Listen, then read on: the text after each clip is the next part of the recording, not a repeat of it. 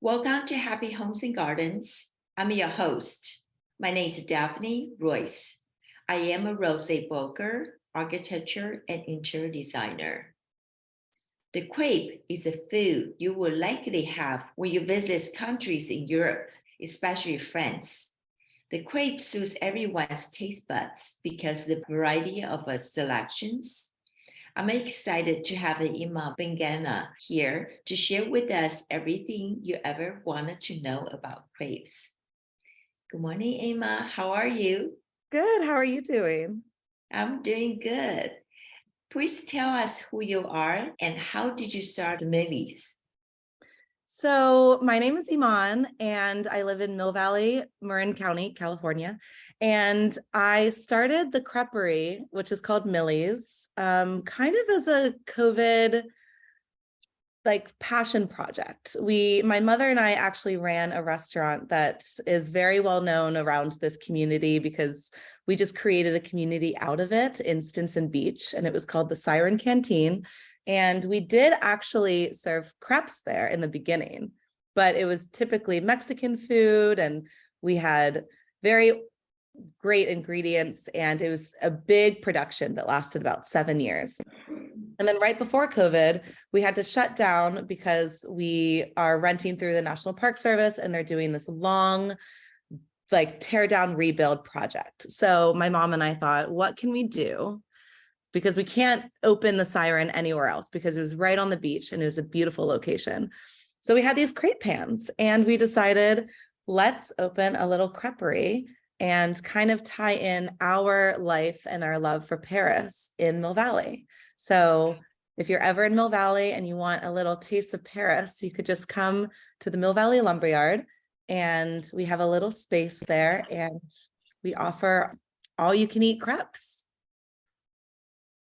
Please share with us the type of French cuisine and French people prepare their food. So in Paris, especially, so I lived in Paris for 4 to 5 years. I was actually born there as well. So I moved back there in college, and Paris is one of those cities that, one, the food is absolutely delicious and incredible, and all the ingredients are very fresh. You can never get a better baguette or any piece of bread than in France. It's fresh and warm, and I just take a baguette on the go when I go to class and I just eat the whole thing. And that's very, stereotypical French, but you see people doing it everywhere. Of course, the cheese plates are amazing, but my favorite thing in Paris was after school, I would go to the market. There's always a fresh market nearby, either my school or my apartment. I would pick up simple ingredients, and then I would have all my friends come to my house and we would do dinner parties. So I hosted big Thanksgiving dinners because they don't celebrate Thanksgiving over there, but they appreciate having a big meal. We made a lot of beautiful pastas, and I have a lot of friends that are great at cooking. So we rotated and we made these amazing, fabulous dinners. I remember this one, my friend made crepes actually, and she did a sweet cheese with some caramelized onions and mushrooms and some apricot jam. And it was just fabulous with a side of bone broth. And we love to do, experimental meals. So, but the beauty of Paris is really going out with your friends and sitting at a patio and drinking wine and having long discussions until 1 a.m. And then you're like, okay, I have to go to bed. I have school in the morning. And then you just do it again and again. And the whole joy of slowing down your meal, taking bite by bite and having your sip of wine, not indulging, but enjoying, is really the true aspect of French cuisine. What is a sweet cheese? I don't know the name of it, but she made it for, I'm not familiar with my cheeses, but it was kind of like a sheep cheese, but it was, the way it was made and fermented was on the sweeter end. So it had this really nice texture and taste that went along with this, the richness of mushrooms. I don't know. I'll have to find the name. What crafts do you have in France? Yeah, well, there's everything. So at my creperie, I model it after what you would find on the streets of Paris. So a typical French savory crepe, we call them a galette because it's made on a buckwheat batter. It's fully gluten-free, and they don't make it to be gluten-free. It's just the original crepe was made in Brittany, and the seeds that for the flour that they grow there is buckwheat flour. So it's darker, it's more earthy tasting, it's grainy but delicious. And so you would pair that with something savory along the lines of a Emmental Swiss cheese, ham, tomato. You could add an egg on there. That's a crêpe complète. That's what they call them. And for a sweet crepe, you would use a different type of batter. We call it a sweet batter. It's whole wheat, so it's not gluten-free. It's a whole wheat batter with sugar and salt and butter and eggs and milk, and you mix it all together. And of course, you can't go wrong with Nutella and strawberry. I make like 30, 50 of those a day. It's insane. But my favorite sweet crepe is a sugar, lemon, and butter. It's very simple. And what I love about the ones that we prepare at Millie's is that I try to create a community in my space. And so I have a lot of neighbors that have these huge Meyer lemon trees, and they produce so many lemons a day that they don't know what to do with them. So I always offer trades. If you have a bunch of lemons, bring them by and I'll make you some crepes, and we, sit down and converse and hang out. And so when I eat my sugar, lemon, and butter crepe at Millie's, I know that the lemon I'm squeezing in there is from a tree from my friend Bonnie's house or Michelle's house, like whoever it is. It's very simple. And that's what I love about the French cuisine as well, as it's not piled on ingredients. You wouldn't find at my creperie pesto and chicken and basil, which sounds good, but you'd find just cheese, tomato, which I get at the farmer's market, some ham. There's a savory sweet option that is really nice. It's a goat cheese, walnut pear, and a little honey. And I think that pairs really nicely with a glass of cider. Now we know what's your favorite sweet crepe. What is your favorite savory crepe? So my favorite savory one is probably, especially in the morning, just an egg, ham, and cheese. And then I like to add a little chives on top to give it a little onion taste. It's really delicious. That one isn't fully on the menu, but I always suggest it to people, and then people come by all the time and ask for the Iman special, and I'm like happy to do it. But yeah, I like it. Very Iman special. The Iman special, yeah, it's very delicious. I read on your website the stories of your mother and you in Resenbath Beach in Delaware. Mm-hmm. Could you share some of your memories with us?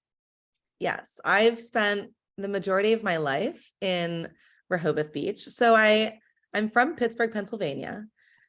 And so I was born in Paris. I moved to Pittsburgh. And every summer, our whole entire family, which is a lot of us, drive to Rehoboth Beach, which is about an 8-hour drive. It's on the coast. It's a little beach town. We stay in these houses, and it's so fun because as a kid, I would take my bike and bike up one street, down another, and my family's on we just took over the whole beach. And so we've been doing that the family's been doing it for over 45 years. So when my mom was about 8 years old, that's when they discovered Rehoboth Beach. And she and her cousin James were biking alongside the roads, just like I did.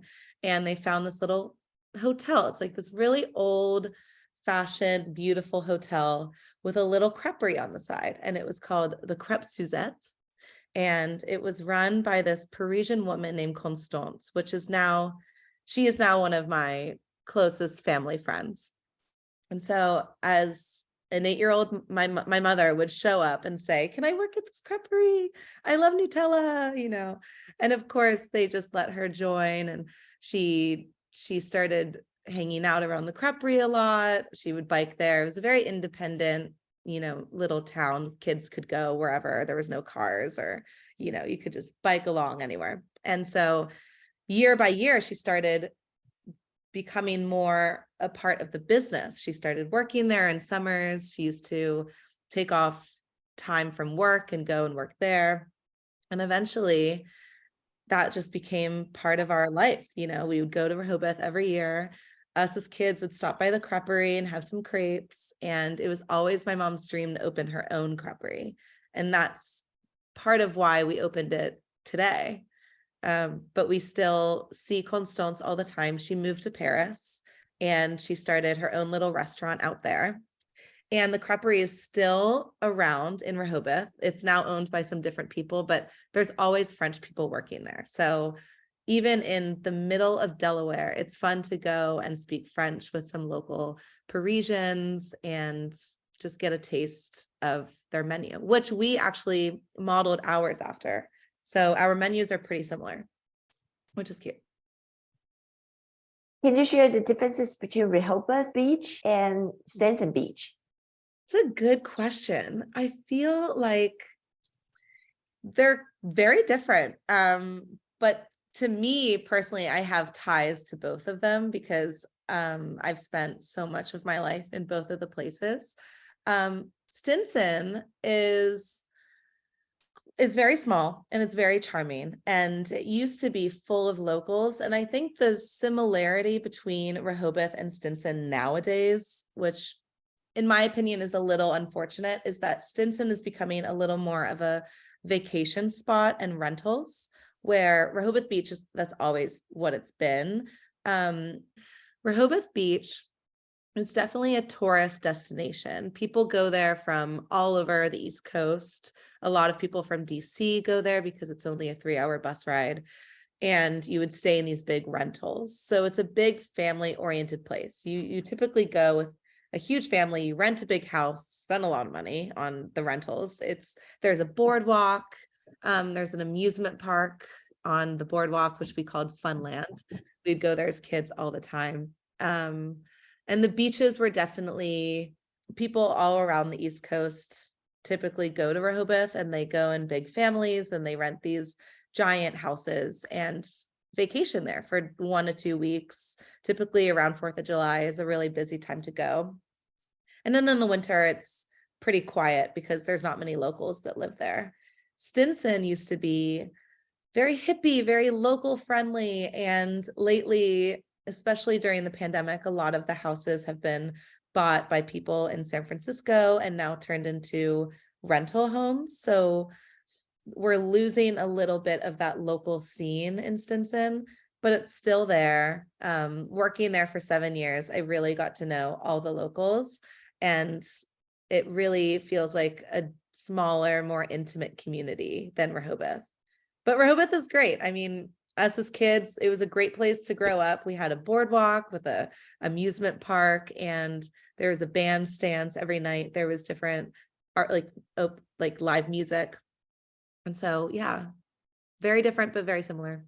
Also, the water is very different. It's very warm in Rehoboth, very cold in Stinson. The waves aren't that big, I guess.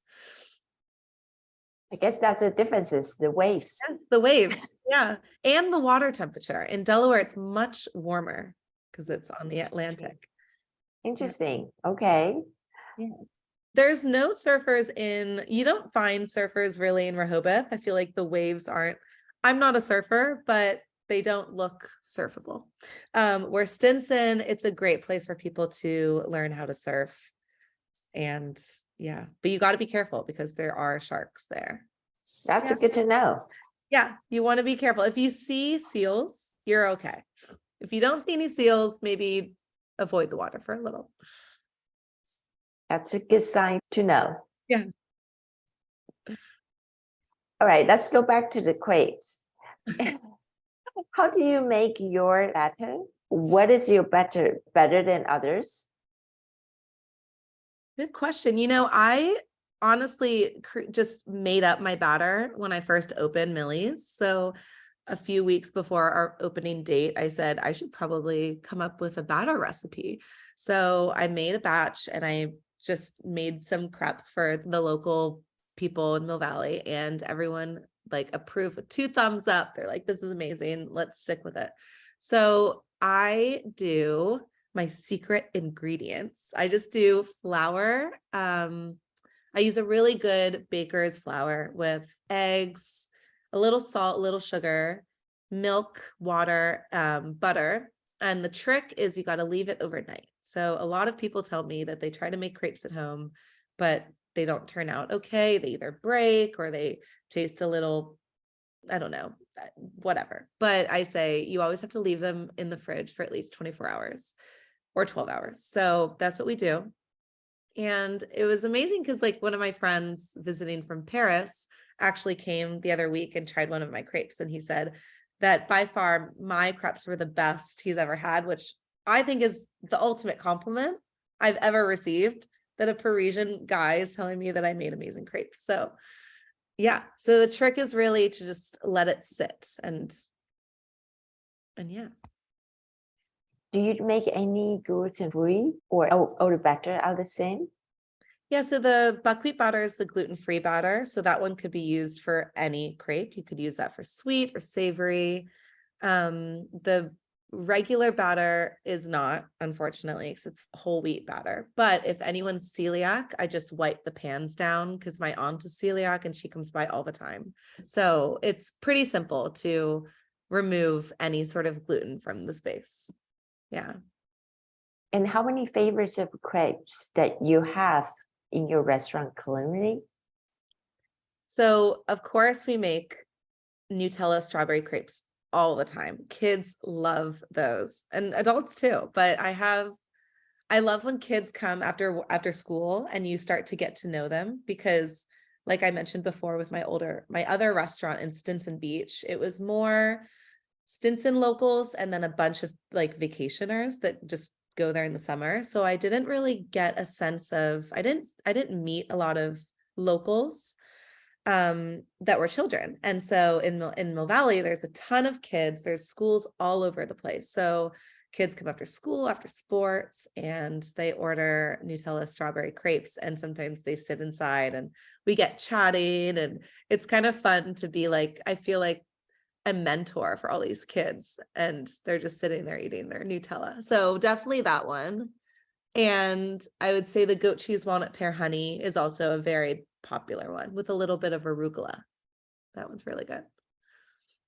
That's a savory, right? Well, Yeah. that's a sweet. That's a savory one, but it's nice because with the honey, it has a little bit of sweetness. So if you're not a super sweet tooth, that's a perfect combination. And if you want it to be a little more peppery, that's when I add the arugula.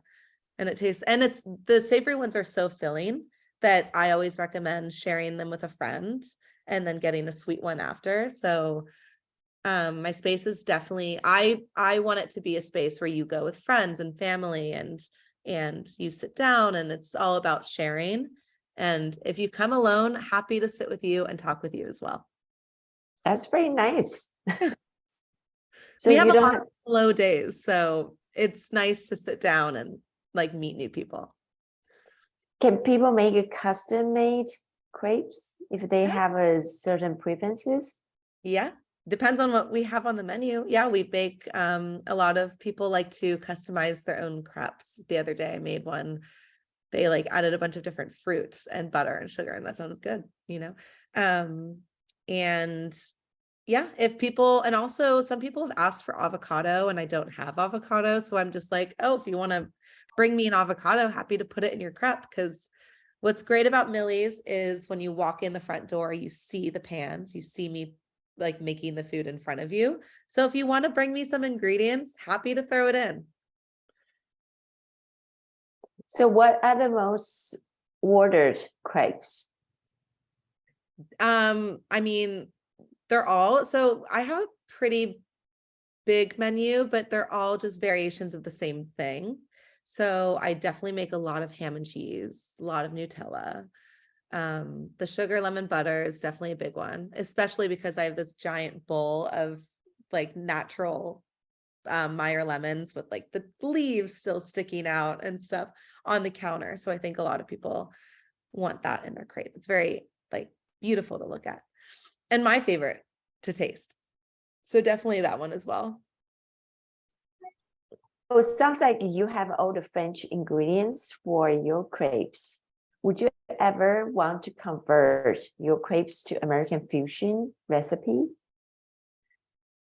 I don't know. I don't think so because I feel like everyone does that. And I really want to stick to the authentic French culture that is crepes. I was thinking recently that I wanted to maybe add sandwiches onto the menu and do so. In Paris, my favorite thing to eat in the morning was a jambon beurre. It's a fresh baguette with just some butter and ham, and that's it. And it was delicious, and I eat them all the time. And so I really want to bring that into Millie's. So that could be the side that I could maybe make some Americanized sandwiches. But in terms of crepes, I think the simpler, the better, and the more authentic is the way I go. Yeah. I love French breakfast. This is really different than the American breakfast. It's so good. And everything's so fresh there. I mean, even here, if I was going to make the jambon beurre sandwiches, the bread is just not going to be the same as Paris, but that's okay because there's still some amazing bakeries over in this area.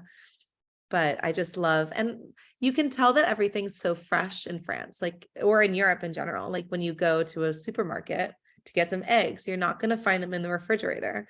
You're probably going to find them on a shelf next to some paper towels.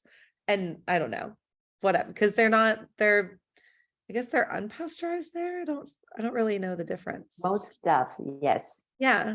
Especially cheese, I think. Yeah. Yeah. And the milk as well. Yeah. I just said I love the farmers markets in France. They're great. They're great. And they're beautiful, they're colorful to visit, even though you don't buy anything. Yeah, I know. That's the beauty of it.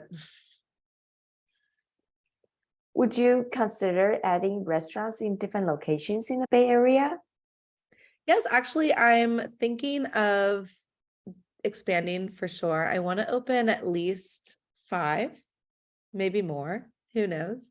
I was approached about opening in San Francisco, in the Ghirardelli Square, which I think would be a great location. It would just be very, we'd have to definitely get a bigger staff for that place. I think Sonoma would be an amazing spot too, especially on the square. You could get a crepe and then some wine tasting and walk around. But I definitely want to expand in Marin. I think Marin, I'm the only creperie besides Crêpe, which is a larger establishment in San Rafael. And so, yeah, but they sell other things. So I think I'm quite literally the only creperie in Marin. So if I could expand that and have one in Sausalito, have one in Tiburon, maybe Corte Madera or Larkspur, I think that would be the first step. And then once those get off the ground, I would move on to the city. Okay. Sure. Yeah. That means I have to travel. I have to travel to find you. You have to travel to find me. Yeah. That'd be amazing. That's amazing. You have more than one stores. I would definitely visit many times. What's fun about the store that I'm in now is it's actually, so it's not its own brick and mortar. It's in a lumberyard it was a lumberyard, and then it was transported into, it's now transformed into a shopping mall. So there's another restaurant in there, there's a bakery, and there's all these cute little shops and jewelry stores. So you could always go get a crepe, sit in the sun, which I did yesterday, and it was amazing because we had awful storms the last few days. So yesterday was a beautiful day to sit in the sun. And then, you could pick up your crepe, walk around, buy some jewelry, get some candles, get a coffee. So it's a nice little daily thing you could do. It's great to do it today too. It's beautiful out there. It's beautiful today. Yeah. Sunny. Hopefully it lasts. Please tell us how people can find your restaurants, and what your store hours are. So our store hours are currently right now 10 a.m. to 6, but because of the time change and it's getting lighter later, I think I might open later. So don't check my website because I'm not good at editing that thing. Just go on Google because I always change the hours on there. Because I know a lot of people complain that the hours on my website don't match my actual hours. So I always tell people just check Google because that is the most, I update that all the time. You can find me on Instagram, Millie's Crêpe and Crème, or just type in Millie's. I should be the first to pop up. Little blue tile logo. I don't know. And on the website, it's Millie's Crêpe and Cream, CREME.com. Yeah. Great. Sounds like you have a longer hours in the summertime than the winters. Yeah. So in the winter, we closed at 5 p.m. But in the summer, I think I might push till 8 this year. Yeah. Now that we have more help. Do you have any like festival around you and like special holidays you would extend your hours?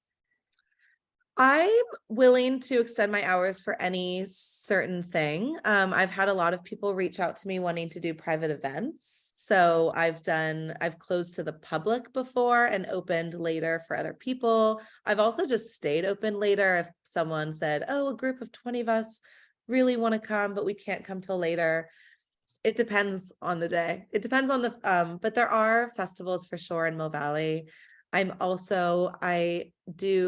celebrate Millie's birthday every year. So Millie turned 1. So we opened in September of 2021.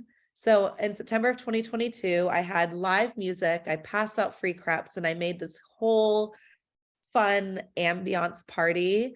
We all wore like happy birthday hats for Millie and it was super cute. So I'm going to do it again this summer. So I think around September 3rd is her birthday, but I might do it because that's Memorial Day or Labor Day weekend. So I might do it on August 30th, but anyone's welcome to come. I'm going to post about it on my Instagram when it's coming up, but we're going to do live music and I'm just going to pass out crepes and make it a beautiful day. So nice of you. Yeah. I like events. I like parties. Okay. I also wanted to mention that we have wine and beer, and hard kombucha. So if you want to come during the day and have brunch, I can make mimosas. I can do sparkling wine. We have a really great rosé. Yeah, it's a fun time. It sounds wonderful. Wonderful. Do you cater at other people's location? I wish I could. I need to get one of those gas pans because right now mine you have to plug into the wall and you need a very specific type of cord. So right now I can't cater, but I always offer if people don't mind coming to Millie's, I'm happy to either do it before or after my hours, or we could close to the public depending on the situation. And eventually, yes, I will focus on catering because I think it'd be really fun to do it at someone's house.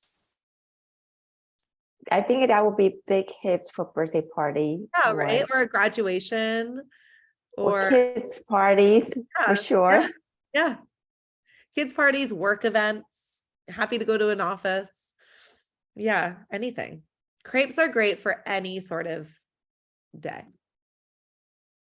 It's light, but it's filling. Yeah, exactly. You could have like a little bite of everything and be fine. Thanks so much, Iman, for this wonderful, informative interview. And I really appreciate your time. Thank you so much. Hope everyone can come to Millie's and try some crepes, and happy to meet you all. Absolutely. Thank you. Thank you.